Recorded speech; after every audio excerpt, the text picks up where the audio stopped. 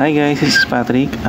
Dito ako para share sa inyo kung ano yung mga nabili ko sa Data Blitz 11/11 online sale. So, kung matagal na kayo nakapala sa aking YouTube channel, alam niyo na siguro na lagi kong sinishare yung mga nabibili ko sa 11/11 and 12/12 sale ng Data Blitz. So, sa mga hindi pa nakakapanood, pwede siyang i-search sa YouTube channel ko. So, guys, start na natin. Okay. So, bali, ito yung unang in-order ko. Puro siya, Nintendo DS tsaka 3DS games. Tapos nag-order uli ako ng pangalawa kasi nung una, yung iba kasi wala pa hindi pa siya listed Tapos bilang nagkaroon ng quantity, parang ganun. Or basta parang medyo mahirap, parang siya hindi pa yata nalagay lahat ng mga titles. So, ayun. So, itong isang yung unang in-order ko, kinash ko siya kasi maliit lang na may amount niya. Yung sumunod na order ko, pinakard ko lang sa kapatid ko kasi makulangin ako ng budget. So, yun lang. Pero unang dumating yung card, yung kinard payment namin, parang kinabukasan yata dumating na siya. Tapos yung sa COD naman, siguro mga 3 days. Hindi ko lang sure kung mas mabilis ba talaga pag credit card ang ginamit mo or nagkataon lang na mas naunang yung order ko sa online, mas nauna lang siguro yung sa card. So, hindi natin alam. So, start na natin guys. Open na natin tong unang pack. Sige.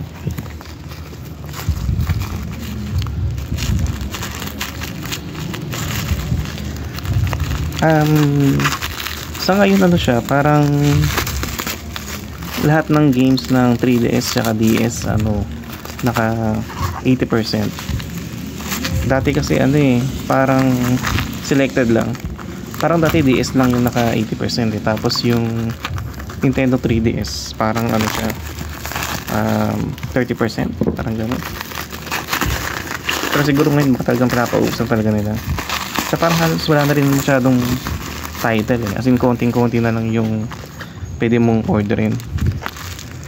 Pero may mga pa rin na yung mga title pa rin na pwede kong yung gusto ko rin kaso medyo hindi pa kaya ng budget. So parang yun ko lang yung medyo priority ko na talagang gusto ko talaga. Okay. Medyo as usual maganda yung packaging ng Data Blitz. Makapal talaga yung so secured talaga yung mga games na bibili niyo. So far wala pa rin naman ako na-encounter na problems.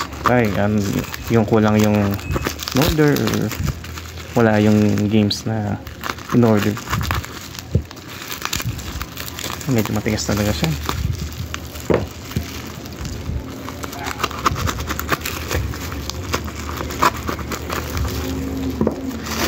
Yung mga games na to, yung Nintendo DS at 3DS, tira ka na talaga makita nito sa mga store kasi siya parang discontinued na siya. Kumbaga hindi na si Nintendo nagre-release ng mga games dito. Kaya swerte mo kung mayroon pa ring stock talaga na may bibilan online ng brand new, or kung may stock pa rin si Data Blitz or si Gameline, Game Extreme. So ayun. So start natin. First game, Chicken Shoot, Nintendo DS. Original price niya is $4.95.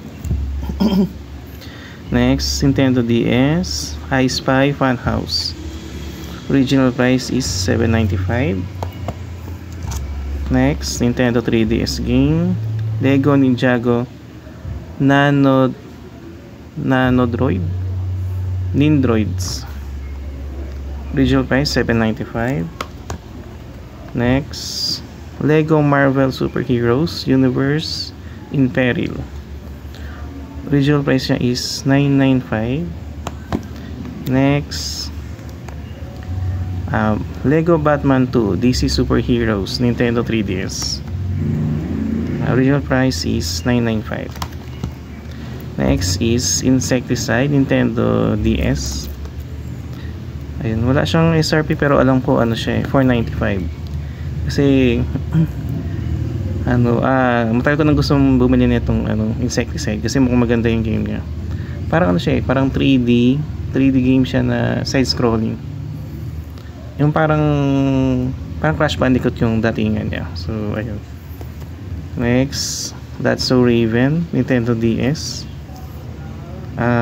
Wala siyang price pero more or less 495 siya.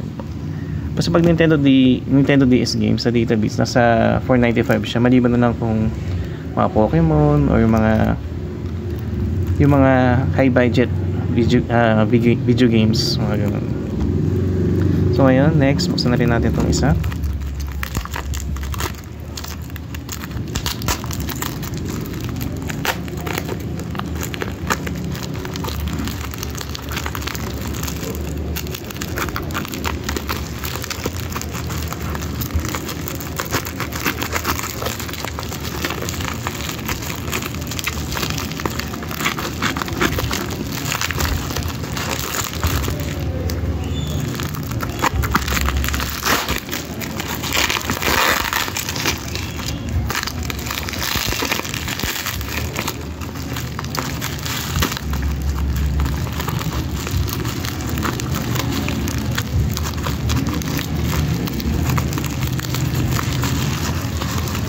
Ayun pala first time kong bumili ng Nintendo Switch game online kasi medyo malaking discount niya, tsaka parang type ko yung game niya. So ayun, anong tingin niyo kung anong game yung binili ko? Pero ayun, ang hint nun is siya, side scroller, tsaka fighting game. So ayan, buksan ko na.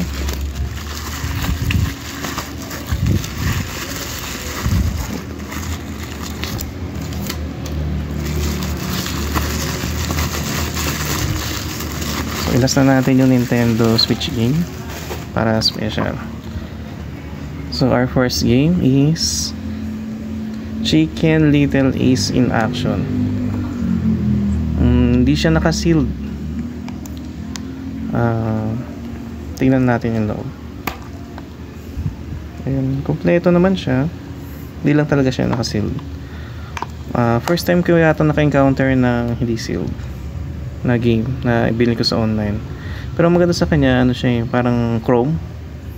Ngayon lang nakita ng Nintendo DS na Chrome na Ayan, so okay na rin. Next, Nintendo DS game Zubo. Ayan, SRP niya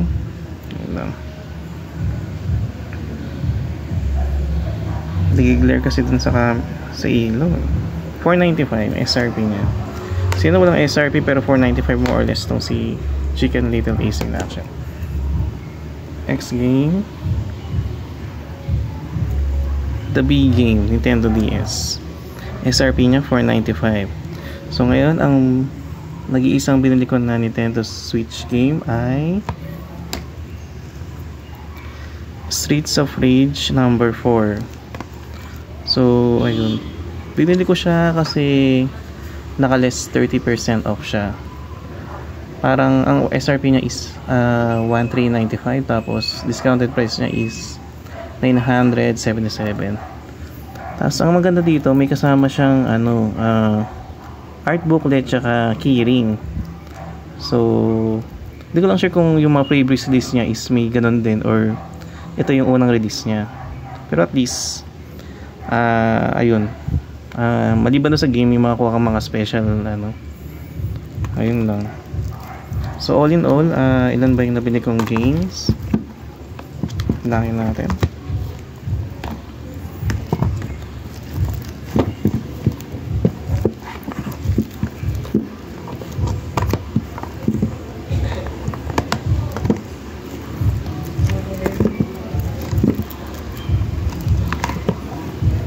One, 2, 3, 4, 5, 6, 7 na Nintendo DS games, 3 Nintendo 3DS games, at isang Nintendo Switch game. So kung gusto malaman kung magkano yung inabot ng binili ko, yung una, yung puro Nintendo DS game tsaka Nintendo 3DS game, 824. Bali 2, 4, 6, 7 games na yun. So sumunod,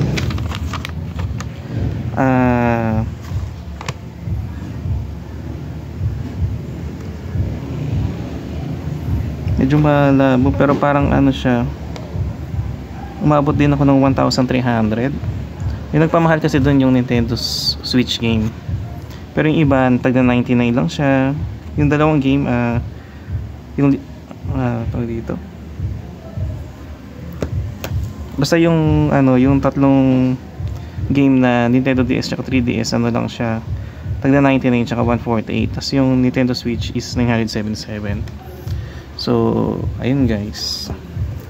So kung gusto niyo mga ganitong content guys, subscribe na lang kayo, tapos share nyo na lang din po yung video para at least sa mga ibang mahilig manood ng mga ganito, ayun, ma-enjoy nila. Sana ma-enjoy nila.